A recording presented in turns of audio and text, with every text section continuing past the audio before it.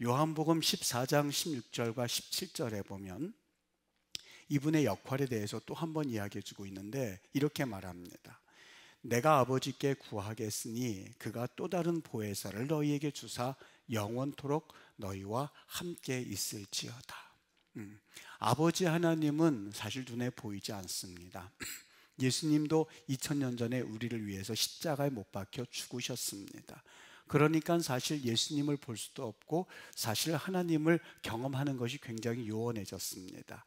그래서 이 다리를 놔주신 분이 있는데 이분이 바로 성령님입니다.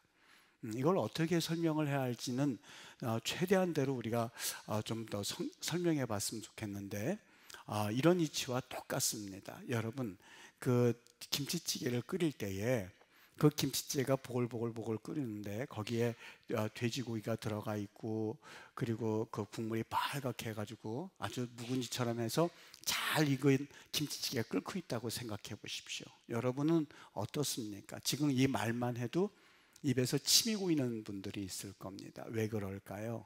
그 김치찌개를 이미 맛보았기 때문에 그렇습니다. 거기에다가 더 침을 고이게 하는 그런 한 가지 방법이 있다면, 냄새를 맡게 하면 그 김치찌개 냄새가 더욱더 와닿을 겁니다. 똑같습니다.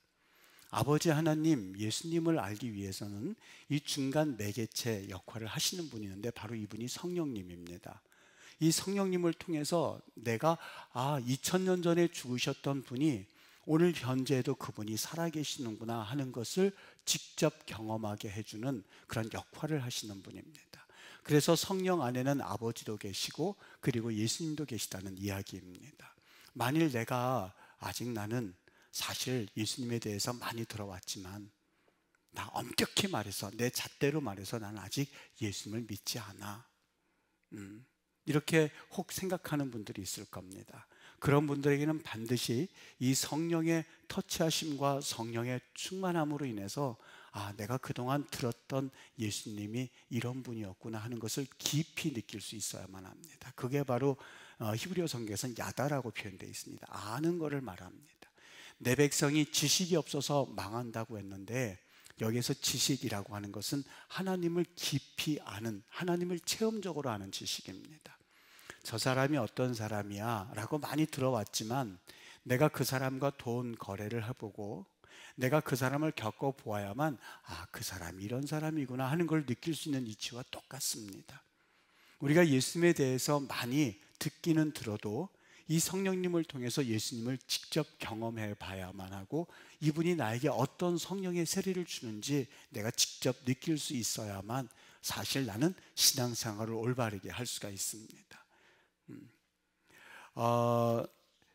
또 그런 말씀이 있죠. 여기 그 다음 말씀에 보면 예수님이 이런 말씀을 하신 적이 있습니다.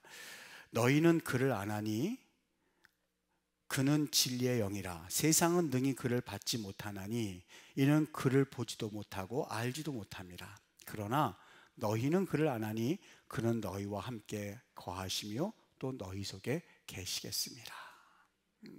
이게 바로 요한복음 14장 말씀에서 우리 성령님을 표현한, 나름대로는 요한이 최대한 그 성령님이 누구신가 하는 것에 대해서 표현했던 말씀입니다. 그래서 저는 이 성령님이 이렇게 좀 하나하나, 그러니까 이 성령님이 누구인가 하는 것을 여러분들과 같이 나누기 위해서 성령님은 대충 이런 분입니다 하는 것을 하나의 바운더리를 정해 드리려고 하는데, 첫 번째, 그분은 인격을 가지신 분입니다. 여러분, 인격을 가지려면, 인격이라고 하는 것은 뭐가 필요하냐면 지성이 있어야 되죠. 그 다음에 감성이 있어야죠. 느껴야 되죠. 생각할 수 있는 힘과 느낄 수 있고, 사랑하고 미워하고 분노하고, 그 다음에 때로는 기분이 상하기도 하고 때로는 기뻐하기도 하고, 이런 감정이 있다는 거죠. 그 다음에 의지가 있어야 이 사람은 인격이 되는 거죠. 만약에 이것이 없다면 그 사람은 인격자라고 말할 수가 없습니다. 성령님이, 여러분이 겪으신 성령은 똑같이 이런 눈에는 보이지는 않죠. 그렇다고 만져지는 않죠. 근데 성령님은 이러한 똑같은 인격체라고 하는 사실을 성경에서 곳곳에서 말씀해 주고 있습니다. 로마서 8장 27절에 보면 마음을 살피는 이가 성령의 생각을 안다, 이렇게 말씀하고 있습니다. 그리고 고린도전서 2장 10절에 가서 보면 오직 하나님의 성령으로 이것을 우리에게 보이셨으니 성령은 모든 것 곧 하나님의 깊은 곳까지라도 통달하시느니라, 이렇게 되어 있습니다. 제가 한번 얼른 찾아봤습니다. 통달이란 말이 무슨 의미인가 하고 봤더니 영어 NIV 성경에서 search라고 되어 있습니다. 우리의 마음을 살피신다고 하는 겁니다. 다른 사람들이 마치 자녀가 아버지의 마음이 지금 마음이 분노하고 있나 아니면 마음이 평안하고 있나 하는 것을 좀 살피고, 또 사람과 대화할 때에도 저분이 지금 마음이 평안한 상태인가 아니면 막 분노한 상태인가 하는 것을 자세히 살피는 이치와 똑같다고 하는 겁니다.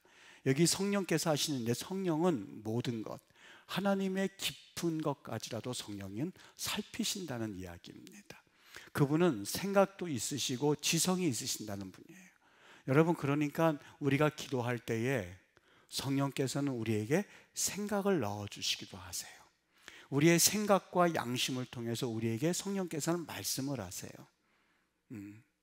그 말씀하시는 것을 다른 사람들에게 보이시기도 원하시고 그것을 드러내기를 원하시는 게 바로 방언입니다. 그래서 방언 가운데서 예언은 나의 유익도 됩니다만 다른 사람을 유익하게 해주기도 합니다. 여러분, 혹시 예언 들어보셨습니까? 방언을 하면서 그거를 통변을 하는 그런 역사를 아마 여러분들은 이미 성령 체험하신 분들이 많이 있기 때문에 들어보셨을 겁니다. 어떻습니까? 때로는 그 예언의 종류가 많죠. 내가 너를 사랑한단다. 너 왜 지금 하나님을 멀리하려고 하느냐? 내가 너를 사랑하는데 너는 왜 나를 두려워하느냐라고 하면서 방언과 함께 그 옆에 통변까지 막 나가면서 예언을 들어보신 분들이 혹 있을 겁니다. 그것을 절대화할 필요는 없습니다만 우리에게 성령께서 내게 생각을 넣어주셔서 때로는 기도할 때에도 나는 분명히 A라고 하는 목적을 두고 기도하려고 하는데 방언을 하면서 자꾸 다른 기도를 하게 하는 것을 경험해 보신 분들이 있을 겁니다. 바로 이게 성령님의 역사입니다. 그래서 그 성령님께서는 나로 하여금 내 유익을 위해서 방언을 하게 해주시는데 이 방언은 어디까지나 내 영적 유익을 위해서 하나님이 주시는 겁니다. 여러분, 기도가 막 힘들고 어려울 때에 거기에서 방언을 해보십시오. 그럼 나도 모르게, 언제인지 모르게 그 방언이 계속해서 하나님과 교통한다고 하는 것을 느끼면서 기도하실 때가 있을 겁니다. 이런 이치와 똑같습니다. 방언은 어디까지나 내 영적 유익을 위해서 하나님께서 주신 겁니다. 그런데 이 방언이 계속 내가 방언을 하다 보면 이것이 예언으로 흘러갈 때가 있습니다. 어떤 사람을 위해서 기도하는데 그 사람이 꼭 들었으면 하는 그러한 마음이 들 때 성령께서는 그 방언하는 사람을 통해서 그 사람에게 예언을 들려주십니다. 이게 바로 방언의 역사입니다. 그러니까 우리 성령님은 누구나 할 것 없이 기도할 때 우리에게 말씀하기를 원하세요. 우리에게 들려주시기를 원하세요.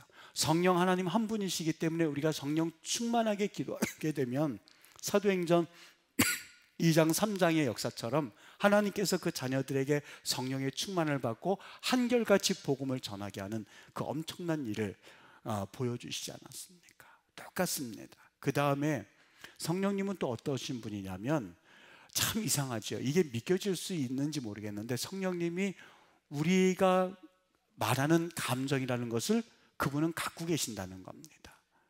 여러분, 이게 믿겨집니까? 우리가 감정이 있지 않습니까? 때로는 화가 나기도 하고 때로는 슬프기도 하고 때로는 너무나 기쁘기도 하고 때로는 마음 가운데 막 환희가 오르기도 하고 때로는 평안하기도 하고 때로는 두려움에 떨기도 하고 때로는 무서워하기도 하면서 이 감정이라는 게 있지 않습니까? 그런데 여기 이 감정이라는 것이 성령님이 있으시다는 것을 성경은 분명히 말씀해 줍니다. 로마서 8장 26절을 읽어드릴게요. 읽어드립니다. 성령이 말할 수 없는 탄식으로 우리를 위하여 친히 간구하시느니라, 이렇게 말합니다. 성령이, 여러분 이게 참 신기하죠? 성령이 말할 수 없는 탄식으로, 그 탄식한다는 말이 무슨 뜻이겠습니까? 우리가 때로는 하나님 앞에서 성령님의 의지와는 전혀 다른 삶을 살아갈 때에 옆에서 누가 탄식하는 줄 아십니까? 내 자녀가 있다고 해보십시오. 이 자녀가 걸어가는 길을 다 알고 있는데 이 자녀가 어느 날 전혀 과거와는 전혀 다르게 다른 삶을 살고 있는 거예요. 그 부모님이 그걸 느꼈어요. 어느 사이인가 모르게 아이가 달라졌어요. 어느 사이인가 모르게 이 아이는 결혼하고서부터 내 자녀가 아니구나 하는 것을 느꼈어요. 마음이 어떻던가요? 나도 모르게 그렇구나 하는 생각이 들기도 하고 섭섭하기도 하고 때로는 내 품의 자식이 아니라는 것을 느끼고 나서 내가 이제는 정신이 화드덕 난다고 하는 부모님들도 있습니다. 성령님이 그렇습니다. 내 옆에서 그분이 탄식을 하신다는 거예요. 슬퍼한다는 거예요. 가슴을 치면서 나를 위해서 기도하신다는 거예요. 그게 바로 성령님의 역할입니다. 그래서 저는 이 방언을 성령께서 그래서 주셨다고 생각을 합니다. 때로는 우리가 기도할 때에 인간적인 육신의 마음을 가지고 자꾸 기도할 때가 있습니다. 그런데 그거 아십니까? 육신의 마음을 가지고 기도하면 그 기도가 1시간 한 것 같은데 2, 3분밖에 흐르지 않는 것이 있습니다. 우리가 기도를 할 때 억지로 성령님이 원하시는 그러한 방향도 아니고 하나님의 나라와 하나님의 의를 원하는 방향도 아닌데 자꾸 내가 내 육신대로 기도하는 사람들이 있습니다. 하나님, 내가 지금 원하는 것이 이렇습니다. 하나님 도와주세요. 절대 주의하셔야만 합니다. 만일 그 기도를 하면서 왠지 모르게 마치 기름칠하지 않는 기계가 돌아가는 것처럼 뻑뻑한 듯한 느낌이 든다면 얼른 하나님 앞에 회개하셔야 됩니다. 하나님, 성령님, 지금 내가 이 기도하는데 너무너무 힘들고 어렵습니다. 성령께서 원하시는 기도가 무엇인가요? 라고 하면서 그 기도의 내용을 자꾸 한번 바꾸어 보십시오. 마치 우리가 라디오를 돌릴 때에 이 채널이 맞지 않으면 그걸 자꾸 돌리면 어느 순간에 채널이 맞아서 그 소리가 정확하게, 요즘은 옛날이야 채널이지만 요즘은 스캔 기능이 있죠. 스캔을 누르면 그 채널에 맞는 게끔 막 돌아가다 탁 맞아서 그게 라디오로 나오는 그런 시대가 되었습니다. 성령님도 똑같습니다. 우리가 기도할 때에 인간적인 그런 기도를 하고 내 육적인 기도를 하고 내 욕심의 기도를 할 때는 내 안에서 그 기도할 때에 너무너무 힘이 들고 마음이 아프기도 하고 그 기도가 잘 나가지가 않습니다. 그런데 갑자기 이것이 하나님이 원하시는 뜻이 아니구나 하고 내려놓고 그리고 그 안에서 자유함을 가지고 기도하면 성령님이 너무 기뻐하시는 것을 보게 됩니다. 우리 방언하다가 이렇게 느끼셨을 겁니다. 내 마음은 지금 너무나 기뻐서 모든 일이 다 잘 된 것 같아서 기뻐서 기쁨으로 기도를 하려고 왔는데 갑자기 방언을 하면서 안에서 막 울음이 터져 나오는 때를 경험하셨을 겁니다. 그게 왜 그럴까요? 그 이유가 뭘까요? 나는 지금 상황이 너무 안 돼서 마음이 울적해 있습니다. 왜 이렇게 모든 것이 막히는 거지? 왜 이렇게 답답한 거지? 라고 하면서 답답해 있습니다. 그런데 방언으로 기도하다 보면 그 안에서 막 찬양이 터져 나오고 마치 이 바위 가운데서 샘물이 터져 나오는 것처럼 그 안에서 기쁨이 막 터져 나오는 때가 있을 겁니다. 여러분, 이거 너무 신기하지 않습니까? 내가 지금 주위에 있는 그 환경, 내가 처한 환경과는 상관이 없이 내 안에 성령께서는 또 다른 기도와 또 다른 상태임을 우리는 종종 느끼게 됩니다. 그래서 때로는 내 안에 내가 지금 나를 주장하고 있는 것 같은데 내가 둘인가 하는 생각이 들 때가 있습니다. 마음의 겉으로는 기쁜데 속으로는 막 탄식과 아프할 때가 있고 내가 지금 모든 것이 다 안 되고 있는 것 같은데 내 안에서 막 기쁨이 나오고 찬송이 나오고 기도하고 나면 눈을 뜨고 나면 모든 것이 다 꽉꽉 막혀 있는데 기도하고 나면 막 모든 세상이 다 하나님 은혜 가운데 굴러가는 것 같은 그러한 마음이 들 때가 있습니다. 이게 바로 성령과 내 안에서 역사하시는 성령과 내 육신의 생각의 차이 때문에 그렇습니다. 오늘도 여러분 기도할 때에 마치 내가 주파수를 찾는 것처럼 때로는 기도가 되지 않을 때 그 기도를 내려놓고 성령님 내 기도를 인도해 주세요. 내가 내 마음대로 내 육신대로 기도할 것이 아니라 그 기도의 내용을 바꿔보세요. 그리고 하나님께서 원하시는 기도를 찾아보세요.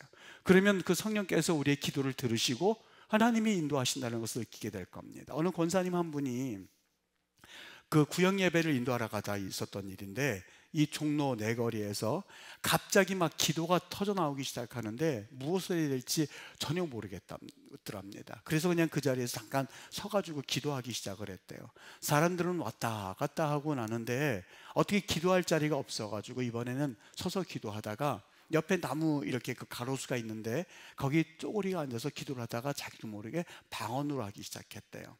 얼마나 그 방언이 여러분 이 기도하다 보면 나도 모르게 막 소리가 커지고, 그리고 나도 모르게 막 주체할 수 없을 만큼 그냥 주위와 상관없이 막 기도할 때가 있지 않습니까? 이 권사님이 그랬던 것 같아요. 가로수 옆에서 이렇게 서서 앉아서 쪼그리가 앉아서 기도를 하는데 거기서 방언으로 기도하더니만 이게 막 소리가 커지기 시작하는 거예요. 얼마나 큰 소리를 기도했는지 사람들이 그 주위에서 막 몰려들기 시작했습니다. 우리가 교회 다니는 분들은 아, 저분이 방언하고 있구나 이렇게 알 수가 있을 텐데, 일반 사람들이 보면 방언하는 것을 들리겠습니까? 그 사람이 미쳐서 있는 것처럼 보이죠. 사람들이 미친 여자가 그 안에서 그렇게 하고 소리 지르고 혼자서 땅바닥 쳐다보고 방언을 하고 있으니까 사람들이 몰려들기 시작했어요. 그런데 이 권사님이 너무나 창피하더랍니다. 너무 창피해가지고 이거 어떻게 할까 하고 사람들을 봤더니 사람들이 자기를 막 미친 사람처럼 쳐다보고 있는데, 너무 신기한 게 자기의 가슴은 마치 사이다를 먹은 것처럼 뻥 뚫려 있더랍니다. 뻥 뚫려 있더랍니다. 너무 시원해가지고 그냥 툭툭 털고 이러니까 사람들이 괜찮아요? 그러길래 시원해요. 그래서 이제 그 권사님이 간 거예요. 구역 예배를 인도했어요. 근데 그 남편이 경찰관이거든요. 집에 와서 봤더니 모든 이 도둑이 들어가가지고 모든 걸 다 그냥 흐트러 놓은 거예요. 다 난잡. 여러분 도둑 맞아 보셨습니까? 저도 이스라엘에서 도둑을 한번 맞아본 적이 있어요. 왠지 모르게 한번 그 도둑을 맞아보면요, 다리가 후들후들 떨리고 그 집에 다시 들어가고 싶은 마음이 없기 마련이거든요. 다 헤집어 놨는데 얼마나 무서운지 잠자기도 무서울 그런 경험을 해봤습니다. 아마 이 권사님도 그랬던 것 같아요. 다 헤집어 놨는데 마침 거기에 자신이 수표로 찾아놓은 돈이 있는데 그게 바로 자기가 집 계약해야 할 돈이었답니다. 근데 만약에 이 집 계약할 돈을 찾아다가 내일이면 계약할 돈이길래 이걸 찾아놨는데, 아마 인터넷 뱅킹이라든지 그런 게 없었던 모양이죠. 찾아 넣어가지고 해놨는데 순간 그게 떠오르더랍니다. 큰일 났구나. 만약에 이 도둑놈이 그걸 가져갔다면 나는 이제부터 이 남편한테 뭐라고 말할 것이며, 이 성질이 너무 불같은 이 남편이 나에게 뭐라고 할까 너무 답답해가지고 급한 마음에 그 있던 장소를 이렇게 찾아봤답니다. 그런데 그 결과가 어떻게 됐는지 아십니까? 정말 거짓말같이 다른 거는 다 가져갔답니다. 필요 없는 것들 다 가져갔는데 그 돈 봉투만큼은 거기 그 자리에 있었더래요. 저도 그런 경험을 한번 해본 적이 있거든요. 정말 그 권사님이 그 돈 봉투를 보고서 얼마나 기뻤던지 그때 느꼈답니다. 아, 내가 그 가로수 한 구석에서 쪼그리고 앉아가지고 하나님의 기도를 시켰던 것은 여러분 신기하지 않습니까? 만일 그 권사님이 조금만 일찍 들어왔으면 그 강도가 칼을 들었는지 총을 들었는지 우리가 알게 뭐겠습니까? 목숨을 잃었을 뻔했었고, 만약에 그냥 다른 데 갔다 왔다 하더라도 분명히 돈 봉투를 발견을 못하고 그걸 안 가져갈 리가 없는데 그 돈 봉투를 안 가져갔다는 거예요. 그 안에서 그가 그렇게 쪼그리고 앉아서 기도를 했었던 것은 바로 하나님이 그 권사님을 지켜주시기 위한 특별한 하나님의 섭리라고 나중에 간증을 했습니다. 여러분, 이게 바로 성령님의 역할입니다. 성령님을 모셔드리고 그리고 그분을 같이 동행하는 분들은 매일같이 신비한 기적을 경험하게끔 되어 있습니다. 우리 일거수일투족 그분이 다 살펴보시고 우리를 가르쳐주시고 알려주시고 또 우리의 연약한 점을 그분이 직접 담당해 주시는 분이라고 성경은 말씀하고 있습니다. 왠지 아십니까? 여러분, 우리가 이렇게 살아있는 것 같지만 한번 아파본 분들은 어떻습니까? 내가 평소에는 이 전혀 문제없는 것처럼 살고 있다가 한번 몸살이라도 한번 나면 꼭 죽을 것 같습니다. 모든 것에 자신감이 다 떨어집니다. 그리고 내일 모레 죽으면 이제 정말 어떻게 되는 건가 하는 마음이 들 만큼, 지금도 어느 권사님 막 몸이 너무너무 아프셔서 거의 울다시피 한 분을 통화를 듣습니다. 어떻든가요? 평소에는 전혀 괜찮다가도 내가 몸이 한번 아프면 세상이 노래지고 그리고 자신감이 확 떨어지게 됩니다. 이게 바로 인생입니다. 우리가 건강할 때는 뭐든지 할 수 있을 것 같지만 조금만 몸이 약해도 모든 자신감을 다 잃어버리는 게 우리의 인생이지 않습니까? 하나님께서 거기에 질병, 영혼이 이 불치병 같은 걸 하나 줬다고 생각해 보십시오. 여기에 흔들리지 않을 사람이 어디 있겠습니까? 우리 인생이 이렇습니다. 참 연약합니다. 이번에 인도네시아에 지진 난 것, 그 해일이라는 것을 보면서 그토록 도시를 만들고 그토록 사람들이 있지만 이 자연재해 안에서는 아무것도 아니구나 하는 것을 또 한번 볼 수 있지 않습니까? 우리가 그토록 약합니다. 우리 힘으로 살 수 있다고는 하지만 그렇지 않습니다. 피아노를 치는 사람은 만약에 피아노 손가락 하나만 없어도 이 피아노에 대해서 사실 내가 칠 수 있는 힘을 잃어버릴 겁니다. 바이올린 하는 사람은 또 바이올린 하는 사람대로, 그리고 내가 어떤 힘을 쓰는 사람들은 만약에 힘이 빠지면, 그리고 내가 공부를 하는 사람이면 예를 들어서 뇌 구조가 조금만 잘못돼서 그래서 생각하는 게 잃어버렸다면, 여러분 생각해 보세요. 내가 수학의 천재인데 예를 들어서 1 더하기 1은 내가 지금까지 배운 2와는 달리 뇌 구조가 조금 잘못돼서 1 더하기 1은 3인데 이렇게 한번 생각했다고 해보십시오. 아마 지금까지 그가 쌓아놨던 모든 업적과 공정은 와르르 무너지고야 말 겁니다. 우리가 지금까지 갖춰놓고 내가 이제는 잘 살 수 있는 모든 것을 다 갖춰놨다고요? 그렇지 않습니다. 그게 바로 부자의 비유였습니다. 내가 이제 재물도 다 쌓아놨고 창고에도 다 쌓아놨으니 이제부터 내가 즐겨보자라고 했을 때에 예수님께서 말씀하셨습니다. 이 미련한 자야, 오늘 밤에 네 영혼을 하나님께서 불러가시면 이 모든 것이 누구의 것이 되겠느냐라고 말할 만큼 우리의 인생이 얼마나 연약한지 모릅니다. 그래서 우리가 살아있는 동안만큼은 어떻게 해서든지 하나님께 영광 돌리고 하나님을 의지하고 그분을 기뻐하시는 일에 최선 다하다가 가는 것이 우리 인생의 삶의 진정한 목적이거든요. 근데 솔로몬은 그렇게 살지 못했습니다. 솔로몬은 자기가 있는 걸 가지고 즐겼습니다. 그리고 그가 있는 것에 대해서 그는 풍부함을 누렸습니다. 마지막에 그가 남겼단 말이 뭔지 아십니까? 우리 대부분의 사람들이 그 꿈을 꾸지 않습니까? 좀 누려보기를 원하고, 그리고 내가 다른 사람과는 다른 것들을 또 한번 경험해 보기를 원하고, 그리고 내가 다른 사람들과는 달리 특별하게 좀 취급받기를 원하고 하면서 살아가는 것이 인생입니다. 서로 어떻게 해서 네가 높은 고지를 차지하고 올라가려고 하는 것이 우리네 인생입니다. 그런데 그렇게 살아본 사람이 누구였냐면 솔로몬이었습니다. 솔로몬이 맨 마지막에 했었던 말이 얼마나 우리의 마음을 치는지 모릅니다. 뭐라고 말했어요? 헛되고 헛되니 헛되고 헛되도다. 헛되고 헛되니 헛되고 헛되도다. 여기 4번 헛되다란 말이 헤벨이라고 되어 있는데 그 헤벨의 본래 의미가 뭐냐면 너무 신기하게도 할 때의 이 숨을 말합니다. 헛되다 우리말로는 그렇게 표현했습니다만 하는 숨입니다. 지금 숨이 우리 코 속으로 여러분이 인식하지는 못한다 하더라도 숨이 몇 번 왔다 갔다 하는지 아십니까? 수십 번, 수십만 번, 수억 번을 숨 쉬는 게 숨이 들어왔다 나왔다 들어갔다 합니다. 여러분이 인정하지 않더라도 지금 숨을 쉬고 있다고 하는 증거입니다. 그런데 그 어떤 사람도 속으로 아유 내 숨이 지금 금방 나갔네, 이거 숨이 어디 갔지, 이런 사람 없을 겁니다. 왜요? 나도 모르게 그 숨은 들어갔다 나왔다 들어갔다 나왔다는 것을 일평생 있기 때문에 아무도 그것을 귀중하게 생각하지 않습니다. 이걸 헤벨이라고 표현하고 있습니다. 솔로몬이 헛되고 헛되니 헛되고 헛되도다 말했을 때에 무슨 용어를 썼냐면 내가 코로 호흡하는 이 숨과 같다, 이렇게 표현했습니다. 이게 모든 부귀 영화를 누리고 모든 하나님에서의 영화를 누렸던 그 솔로몬의 고백이었습니다. 내가 높은 것을 향해서, 내가 남이 가지지 않은 것을 향해서, 남이 보지 못했던 것을 쌓아나가려고 했는 지식인데 모든 것들의 결말이 뭔지 아십니까? 저는 그 결말을 잘 알고 있습니다. 왜요? 경험해 봐서가 아닙니다. 성경이 그걸 말씀해 주고 있는데 그렇게 끝마당에 가만히 아이들을 바라보면은요, 이 아이들을 물끄러미 바라보다가 이런 생각이 듭니다. 저렇게 하다가 좋은 학교 가기를 원하겠지, 좋은 학교 간다 하면은 또 좋은 직장 들어가기를 원하겠지, 좋은 직장 들어간다면은 모든 사람은 누구나 할 것 없이 높은 직위에 올라가려고 하겠지, 그 높은 직위에 올라가다 보면 인생이 끝내는 허무하다는 걸 또 느낄 거야. 그리고 끝내는 또 저렇게 젊은 사람들도 하나님께서 부르시면 가게 될 거야. 인생이 뭘까 하는 생각을 해보게 됩니다. 여러분 어떻습니까?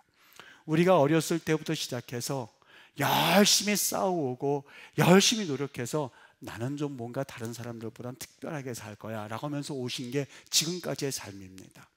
그리고 앞으로도 더 특별하게 살려고 열심히 살아갑니다. 그 결론이 뭔지 아십니까? 헛되고 헛되니 헛되고 헛되고, 이게 인생이라고 하는 거예요.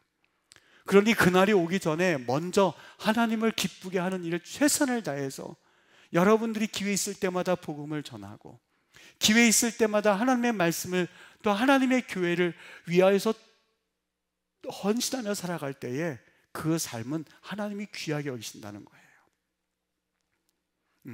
그래서 여러분, 성령께서는 이러한 하나님의 놀라운 역사를 우리 성령을 통해서 보여주신다고 하는 거죠. 또 하나는 성령이 의지를 갖고 있습니다. 어떤 의지냐면, 조금 아까 생각도 있으시다고 그랬고, 성령님이 감정도 있으시다고 그랬죠. 기뻐하시기도 하고 슬퍼하기도 하시고, 그리고 내가 그걸 느끼든 느끼지 못하든지 간에. 그다음 또 하나가 뭐냐면 의지를 갖고 있습니다. 의지. 사도행전 16장 6절과 7절을 보면, 잘 들어보십시오. 성령이 아시아에서 말씀을 전하지 못하게 하시거늘 비두니아로 가고자 했으되 예수의 영이 허락하지 아니하시느니라. 어떻습니까? 이 사도 바울이 이 아시아로 가려고 복음을 전하려고 했었어요. 그런데 누가 막았어요? 성령이 막았어요. 성령이 그걸 원하지 허락하지 않으셨던 거예요. 그러니까 성령은 의지도 갖고 계신 분입니다. 종합해서 볼 때에 어떻습니까? 성령께서는 의지도 갖고 계시고 감정도 있으시고 그리고 생각도 있었다는 것을 성경에서 말씀하신 것을 보면서, 마지막에 이 사도 바울이 에베소서 4장에서 우리에게 준 너무 귀한 말씀이 있습니다. 결론적으로 준 말씀이 있습니다. 4장 30절 읽어드릴게요. 하나님의 성령을 근심하지 말게 하라. 하나님의 성령을 근심하지 말게 하라. 이게 바로 사도 바울 선생의 결론이었습니다. 하나님의 성령을 근심하지 말아라. 근심케 하지 말아라. 그러면서 생각나는 하나의 예화가 있었는데요. 중국 만리장성은 이 높이가 9m입니다. 높이가 9m이고 두께가 5m가 넘고 길이는 3,000km가 넘는다고 그래요. 정말인지 거짓말인지는 모르겠는데, 이 우주인들이 지구를 바라보니까는요, 지구에 다른 건 안 보이는데 이 만리장성은 보이더랍니다. 이게 어느 정도 사실인지는 모르겠는데, 이 성벽이 기어오를 수 없을 만큼 높고 또 무너뜨릴 수 없을 만큼 두껍고 돌아갈 수 없을 만큼 너무너무 긴 성벽이에요. 그런데 이 만리장성이 완성된 이후에 100년 동안 중국은 3번이나 외적의 침입을 당했습니다. 만리장성이 있었음에도 불구하고. 그 이유가 뭔지 아십니까? 도대체 이 만리장성은 무너질 수 없는 성벽이거든요. 두껍기나 높이나 길이나 절대 무너질 수 없는데, 만리장성이 있었음에도 불구하고 3번이나 외적을 침입을 당했습니다. 왜냐하면 그 만리장성이 높지 않아서가 아닙니다. 만리장성이 두껍지 않아서가 아닙니다. 만리장성이 길지 않아서가 아닙니다. 바로 성문을 지키는 자가 뇌물을 받고 성문을 열어줬기 때문에 3번이나 침입을 당했습니다. 문지기가 뇌물을 받고 문을 열어줬기 때문에 그래요. 여러분, 우리가 이 성령님을 근심하지 않기 위해서 가장 중요한 건지 뭔지 아십니까? 우리의 마음입니다. 무릇 지킬 만한 것, 바로 마음을 지키라. 왜요? 생명이 네 안에서 나오기 때문에요. 근데 이 마음이 지켜지지가 않습니다.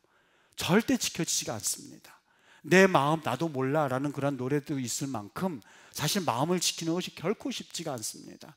우리 주위에서 보면 모든 것에 다 성공했습니다. 지식도 있고 재물도 겸비했고 그리고 외모도 출중한 모든 사람이었는데 그가 어느 날 와르르 무너졌습니다. 불륜 사건 하나 때문에 모든 것이 와르르 무너진 분이 있습니다. 뭘 지키지 못해서 그랬을까요?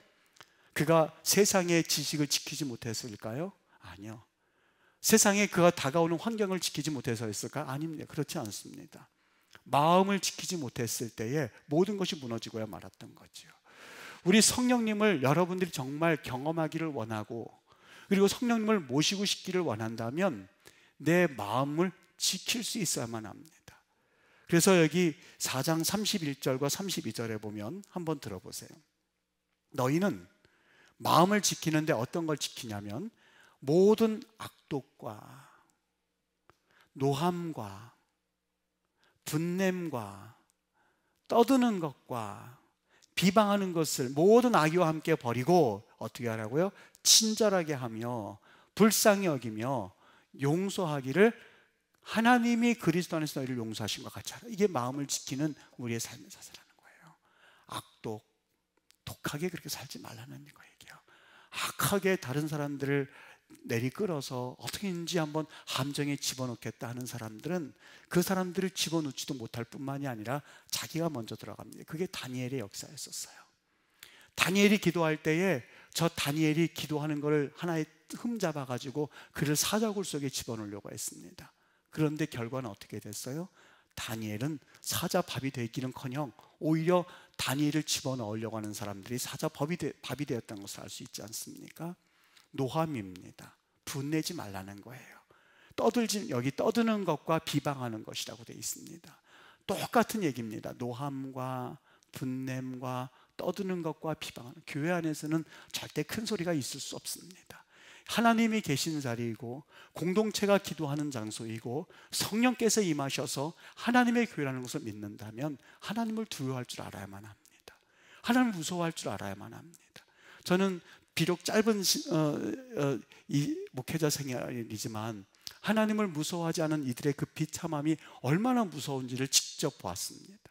하나님을 무서워하지 않더니 어떤 권사님은 정말 머리 감다가 그냥 그 자리에 돌아가셨다는, 그래서 그걸 장사 친 적도 있었습니다. 머리 감다가 그냥 돌아가셨어요. 어떤 분은 그냥 이렇게 회장실에 앉아 있다가 그냥 비서가 회장님 했는데 그냥 멀고 떨고져 있대요. 침이 이렇게 나오기를 잠자는 줄 알았답니다. 그런데 그냥 그날로 운명을 달리했어요.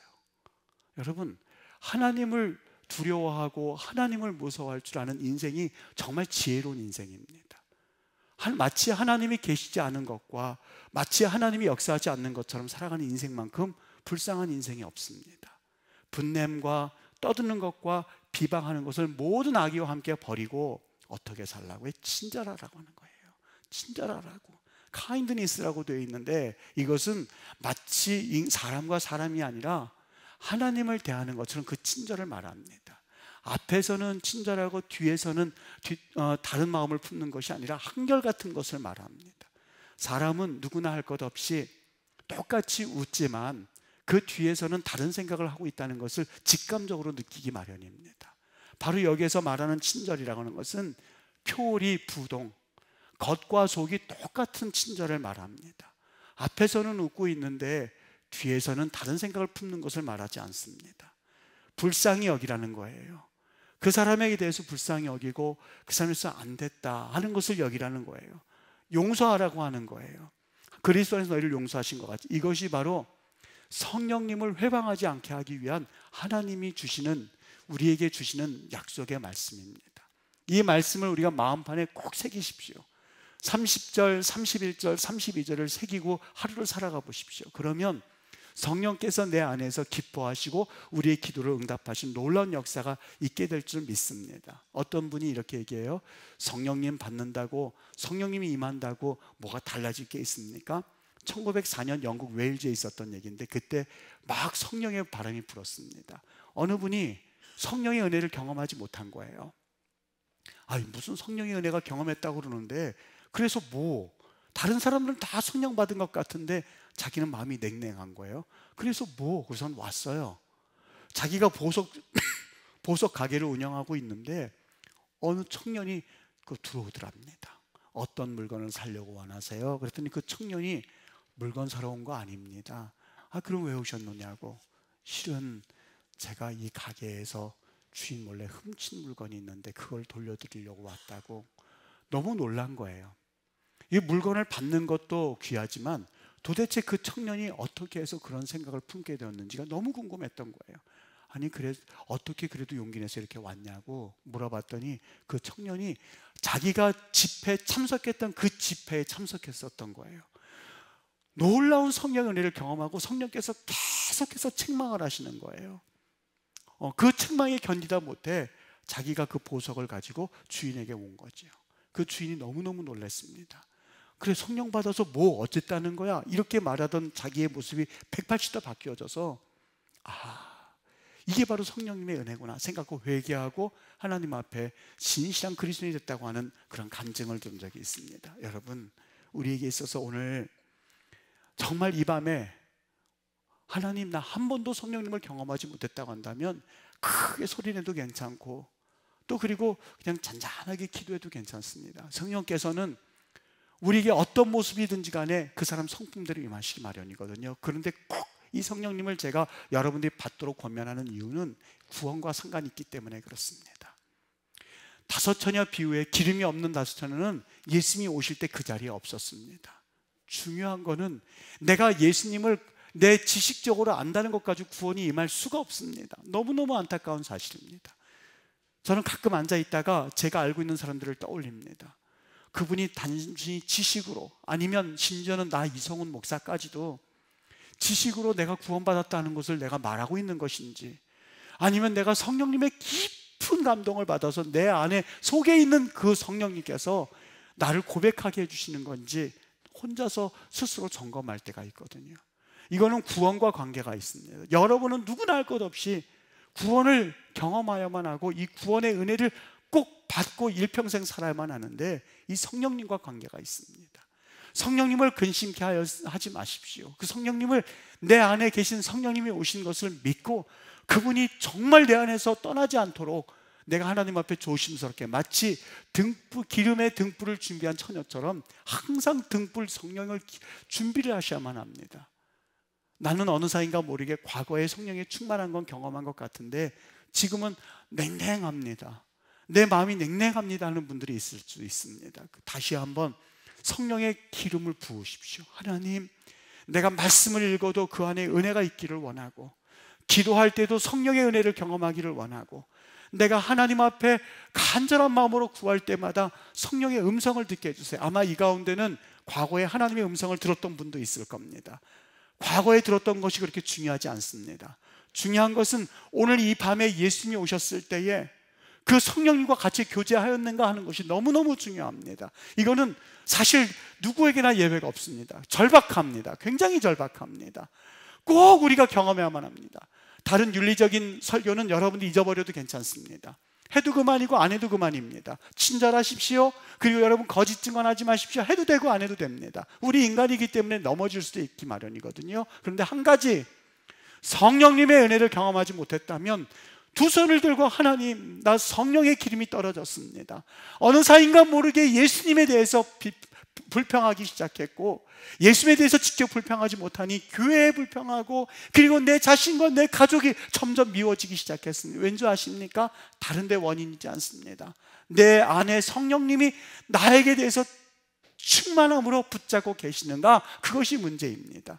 과거라고 해서 여러분 형편이 좋았었나요? 아니요, 그렇지 않아요. 현재라고 해서 형편이 더 나쁠까요? 아니요, 그렇지 않아요. 과거에도 나빴고 현재도 나빴고 앞으로도 우리 형편은 좋아질 리가 없습니다. 때로는 더 나빠질 수도 있습니다. 그럴 때마다 우리의 삶을 포기하고 불평하고 불만하고 가족에게 쏟아놓고 교회에 쏟아놓고 그리고 여러분의 인생을 비관하면서 살겠습니까? 그럴 수 없습니다. 하나님 앞에 감사의 조건이 있어서 감사하는 것이 아니라 감사할 때의 감사의 환경이 내가 그렇게 보여지기 마련이거든요. 비록 더 나빠진다 한다 할지 그 환경에 감사할 수가 있고 그 환경에 기도할 수가 있고, 그래서 하나님의 음성을 더 크게 들을 수 있게 하는 것이 바로 성령의 역사입니다. 오늘 이 밤에 이 성령께서 여러분들을 찾아오셔서 만져주시고, 또 우리가 기도할 때에 특별히 체험케 하셔서 이 성령의 놀라운 은혜를 경험하는 그런 밤 되기를 바랍니다. 예수님의 이름으로 그런 밤을 경험할 수 있게 되기를 주의 이름으로 간절히 축복합니다. 기도하겠습니다.